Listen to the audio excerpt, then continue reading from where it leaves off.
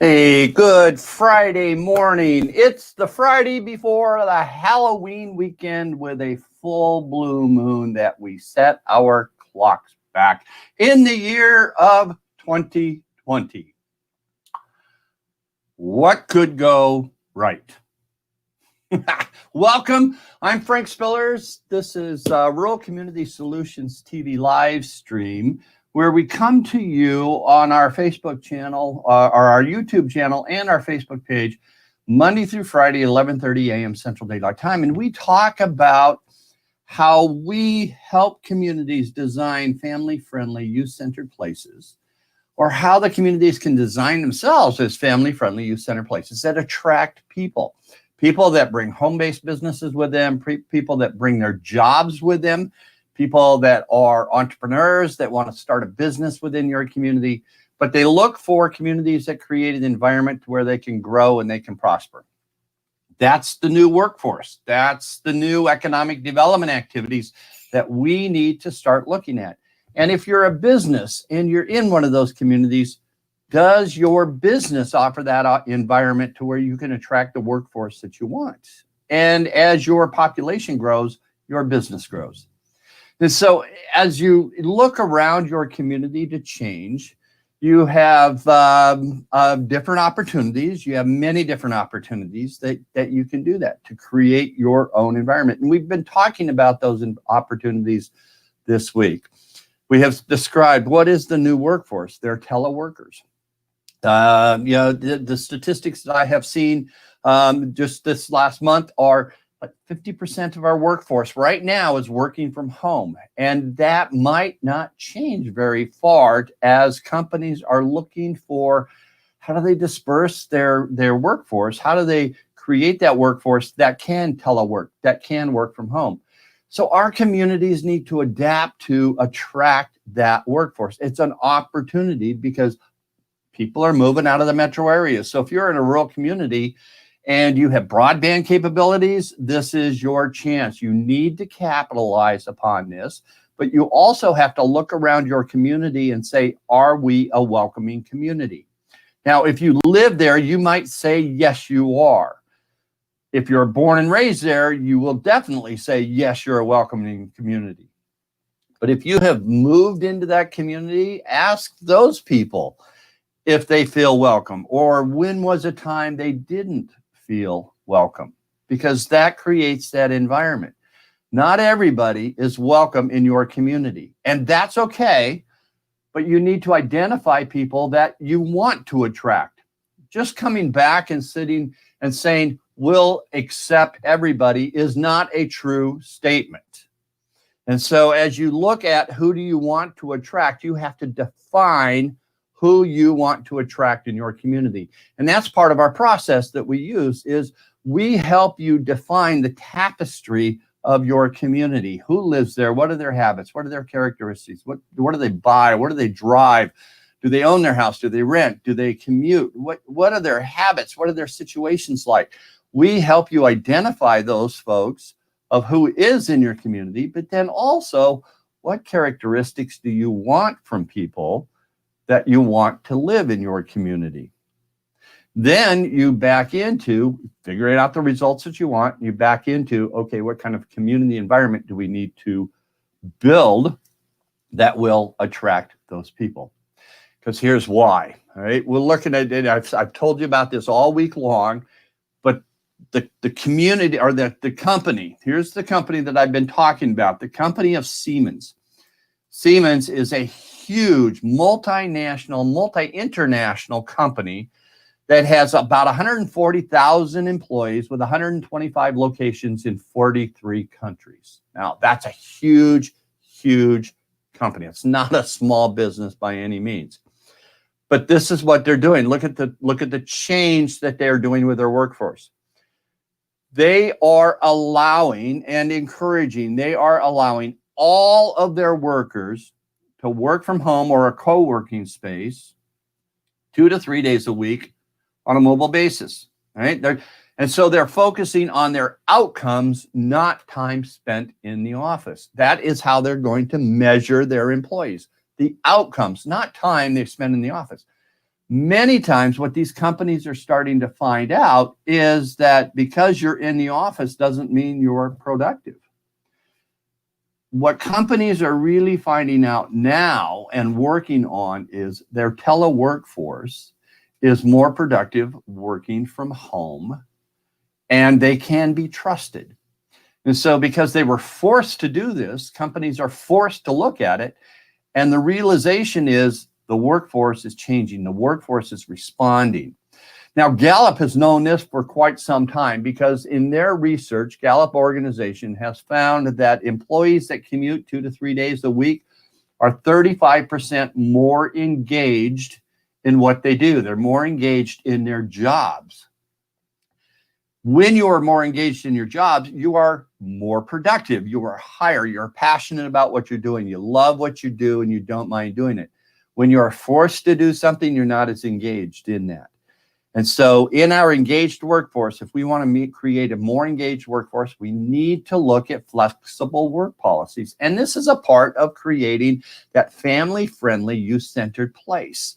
It can be a business, it can be your community, but looking at the policies and looking at the environment that people want to belong to.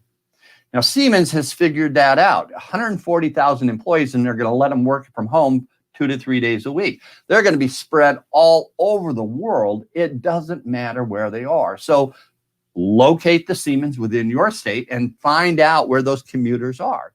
Because if they are within striking distance, that's great. Now, I happen to live in an area of the United States in southwest Iowa. I'm in a rural community right now. I live in a community of a little under 7,000 people. Its population has been declining for more than 100 years in the county that I live in. Okay, more than 100 years, we've been on the population decline. But what I am seeing here is that we're kind of in the center. We in southwest Iowa, and this is what I've been trying to raise for many, many years. But in southwest Iowa, as you look at us, we are strategically located between Omaha, Des Moines, and Kansas City, 3 large metro areas. We're in southwest Iowa. We're within 50 to 100 miles of each place. Kansas City is a little further away. They're about 3 hours away, but you can reach Des Moines, you can reach Omaha in about an hour, hour and a half from any place in southwest Iowa. When those companies are looking for a workforce to expand, what companies need to do is start to expand the circle that they're looking for their primary workers. And when they can do that, because if they adopt telecommuting and teleworkforce, they can expand their workforce broader by allowing them to live any place and cut down their commute times by cutting down their commute days that they have to commute to the office. So allowing your workforce 2 or 3 days to work from home and commute into the office for those 2 or 3 days, whatever it is, it raises the engagement rate and it creates a more productive workforce. It also gives your company, your corporation, a broader view of workers, a place that you can attract the worker that you want, the talent that you want, because you have flexible work policies. And that's what we have been talking about. What are those flexible work policies? What kind of a worker do you want to attract? And so let me go back to the community then. How does a community then put into place those systems that will build the environment that you want? Right? The very first thing that you want to do is prepare your school district, communities.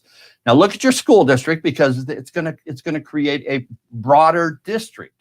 It's going to create a broader district. Now, why do people move into your community? Because of the schools. A lot of them, if you are attracting family-friendly, youth-centered, you want families to come that are bringing kids. So you want to focus on those 30 to 49-year-olds that are going to bring families with them. And you have to then focus on your school district, because that's where they are going to live. It's not the place your school is, not the city your school is, but where do your kids come from district-wide. That's where you want to focus, because you want to create that environment school district-wise to start building your school population. Right? So as you build those relationships, and then you recruit those folks that are 30 to 49 years old, because they will bring 10 to 14-year-olds with them. Right? They will bring that school population with them, and they want to live in those safe communities. That's what we're trying to build, is those family-friendly, youth-centered places to where our youth, the youth, get great experiences. When you have a great experience growing up, you tend to remember the great experience. When you have a bad experience growing up, you tend to remember the bad experience. Now, if you had a good experience, you want to come back. You want your family to have that same experience. When you have a bad experience, then you don't want to create that experience for your kids.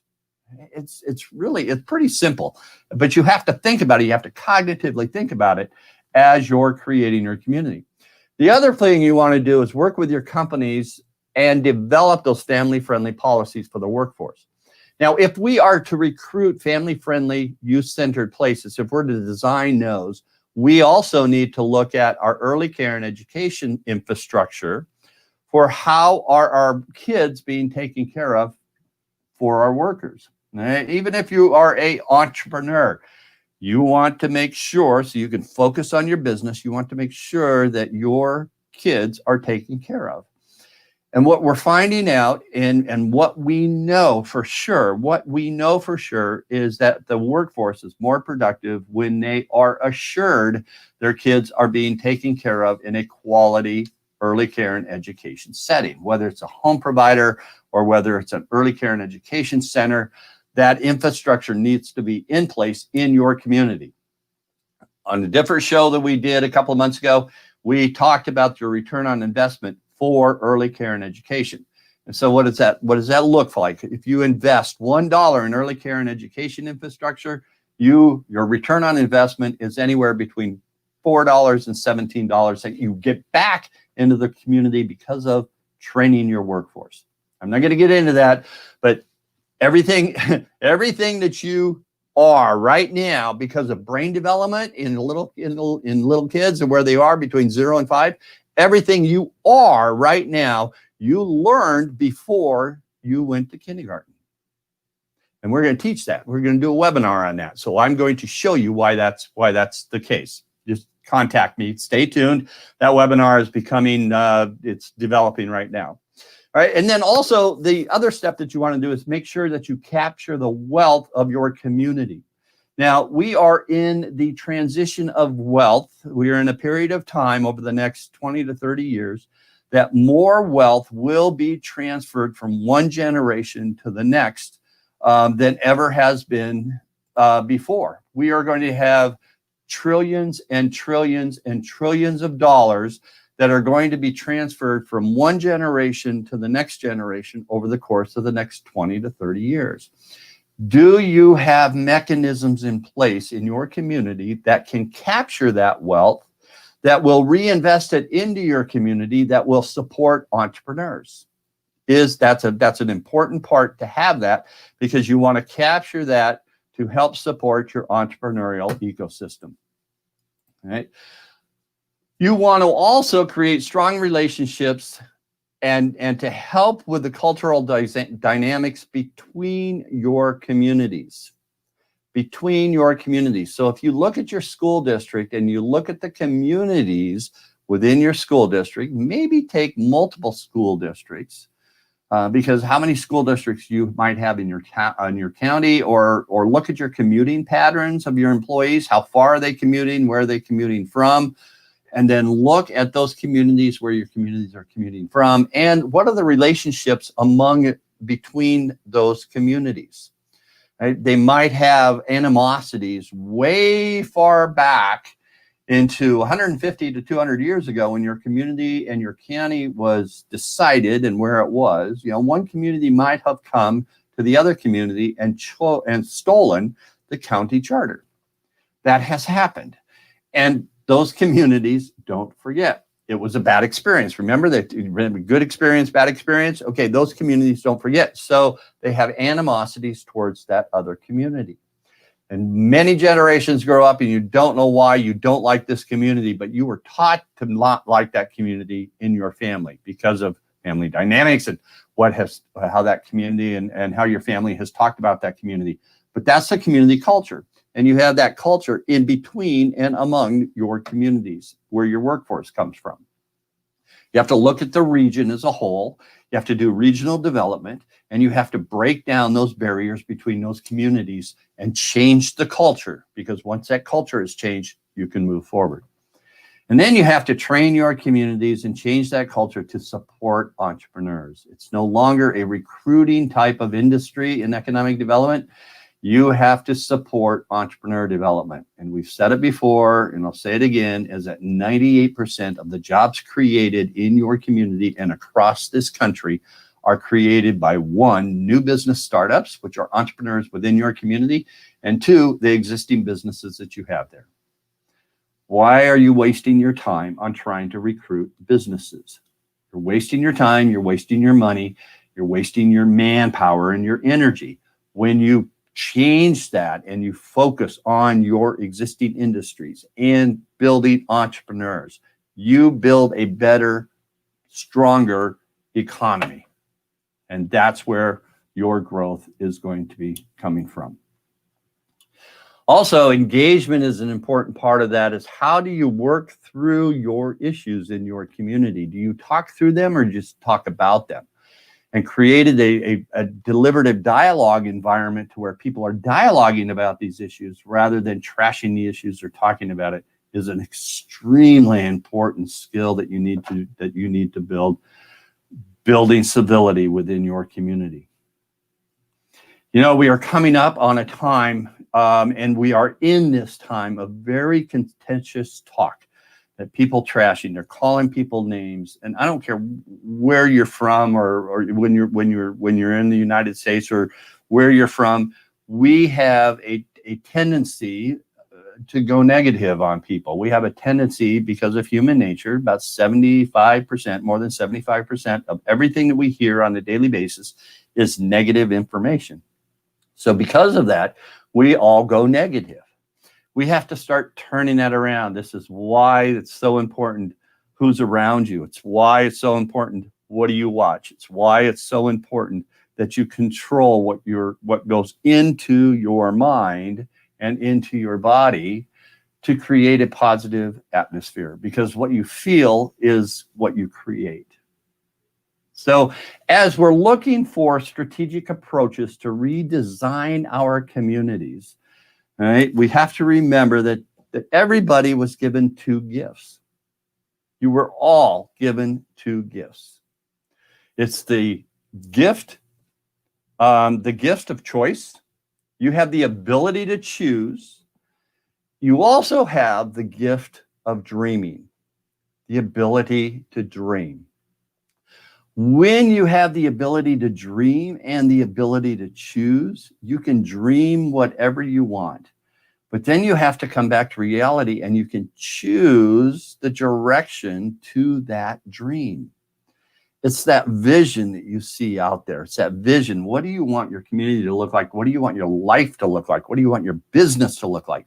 What type of person do you want to have live in your community? What type of person do you want to have work for you?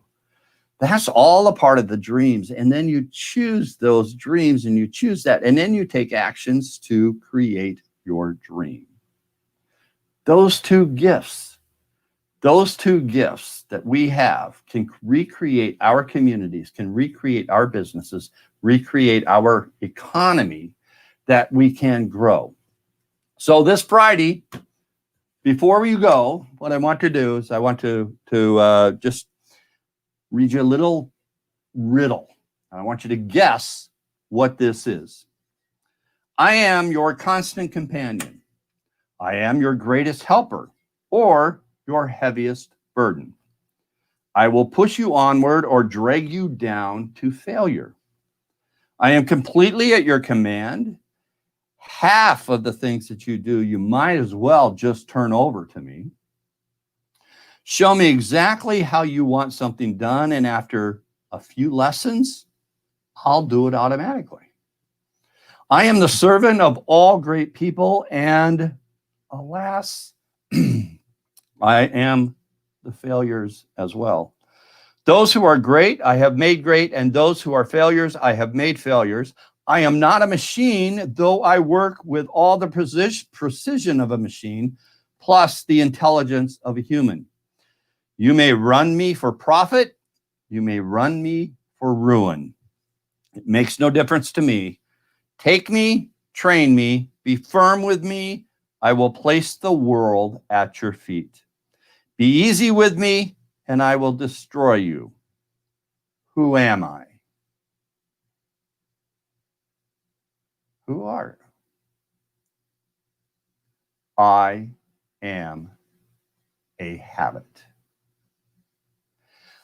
A habit is something that we do automatically. It's something that we have gotten into because, one, we were taught the way to do it. Two, we have just practiced the way to do it. Three, we have done it so long we don't know how to change it. And four, it's become our culture. And so as we look at habits, we might be able to do them quickly and correctly because we have done it so much. So it could be a positive habit. But also we have gotten into habits that ruin us, and that can be our culture. And if we don't step back and we look at those of what we have swept under the rug and what we have done within our culture and within our community, that might be a habit of how we act. We need to look at that. You need to look at that as a community. Now, here at Rural Community Solutions, we help you look at that. We help you identify some of those items that might be in your culture that you have to change. Then we start to address those changes, but we look at your assets and we start to build on your assets. We help support entrepreneurship economy in your community with these pillars. We help with relationships because words matter, and the attitude of your community matters. And engagement. Engagement is, do you actively listen or do you just wait to talk? Do you actively listen and do you understand where people are coming from? When you have a relationship with one person and you really actively try to understand where they are coming from, you build trust between you. Does your community trust each other? Then when you add in collaboration, you develop great policy and you create civility in your community. People get along. And when you have those pillars and you add entrepreneurship to that pillar, then you create an entrepreneurial economy in your community that's creative and it's moving forward and helps support all people. So if that's good for you, you give us a holler. You can get a hold of us at frank@ghorizons.com or kim@ghorizons.com. We'd love to hear from you. Comment on this wherever you are, on your YouTube or on Facebook. And also, if you go to anchor.fm, you can subscribe and catch it on your favorite podcast. Our podcast is Think Like an Entrepreneur, Become a Spark Plug. So when you think like an entrepreneur, you can get that on Spotify, you can get that on Google Cast, you can get it on Apple Cast, you can get a couple other places. But if you go to anchor.fm, you can /Frank Spillers, you'll find Think Like an Entrepreneur, Become a Spark Plug, and you can listen to us as you drive. You can listen to us wherever you're at. It's up to you. It's up to you to build your community the way you want your community to be built. Because people will not support your company or your community's dreams or visions until they know you support theirs first. And so when you do that, when they know that you will support their dreams and their visions, they will involve themselves in your environment. They will involve themselves in your community. They will engage themselves within your company and your community to where they will be starting to live their passion. And when people can live their passion and understand their purpose and know that they have the support, you will change the world. So go out and change the world this weekend. Be safe. It's Halloween weekend. Be safe. and make it a great weekend. I'm Frank Spillers. This has been Rural Community Solutions TV live stream, either on our YouTube channel at Rural Community Solutions TV or our Facebook page at Rural Community Solutions. Like us, follow us, subscribe us, but most of all, share us. We're a local business. We're a small business. We are a mom and pop, basically. It's just me and my wife that run our business, or it's my wife and me. It's my wife and me that run this business, and that's it. That's all the employees that we do have. And so if you are looking to support small business, which we hope you will, share this, subscribe to it, and share us daily. We'd really appreciate it. So have a great weekend and happy November, and we will see you Monday at 11:30 a.m. Let me tell you about next week, by the way. I completely forgot about this. It's going to be a great week.